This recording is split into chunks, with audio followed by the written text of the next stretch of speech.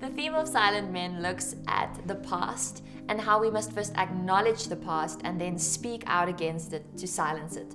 A character who has been sexually abused needs to first recognize that she has an abuser, that something has gone wrong, and then speak out to it. There's a large calling for the end to sexual violence, especially in South Africa.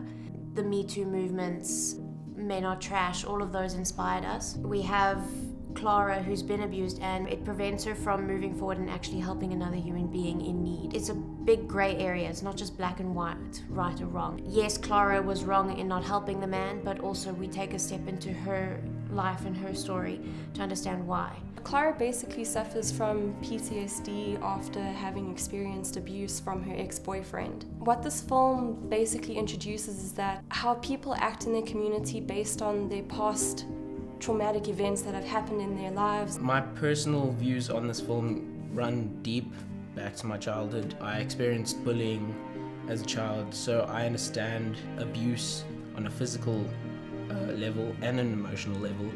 And I understand the after effects of it, the burden, the heaviness you carry after that. In my life I've had some experience with abusive relationships, and I've definitely felt that fear of being immobilized, like a deer in the headlights, not being able to act out of these past traumatic experiences which you felt. So in a lot of ways I can relate to the main character. A really important part of Clara's character is her scar on her forearm, and it's really important because a scar stays with you forever. If it's even a small scar or if it's a really big scar like the one that she has, it's just a reminder of the pain that she's been through and the fact that the pain will always stay with you. It will never leave you, but you can get past it, you can get through it. Through the soundscape we can heighten all the different aspects of the voices of sound, so we can show the audience and let them use their ears, show this thing into their head that people go through this on a daily basis and that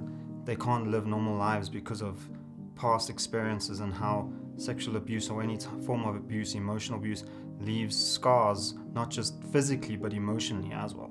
We are in a society where we just like to try not acknowledge or just try ignore the issues that are going on around us, because unfortunately it's not nice to think about. What we are trying to do is tell the people who are victims to not be afraid to speak out. I think what we're achieving edit-wise is really the rawness of someone going through PTSD. We really didn't want to shy away from the repercussions of someone's actions. We wanted to show Clara's subjective experience because it is very much told through her eyes.